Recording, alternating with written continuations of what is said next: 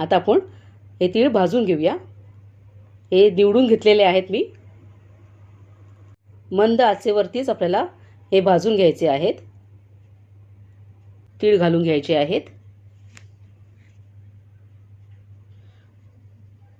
पटापट करायची ही गोष्ट। मी गॅस बंद केला आहे एकीकडे। पटकन पटापट पटापट, थंड झाल्यावर ते वळले जात नाहीत ते। पटापट पटापट वळून घ्यायचेत।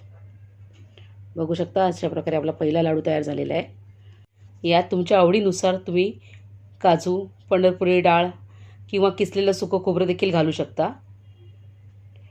पण जर पंढरपुरी डाळ घातली तर तुम्ही हे लाडू उपवासाला खाऊ शकत नाही। नक्की अशा प्रकारे लाडू करून बघा। खूप सोपे आहेत हे।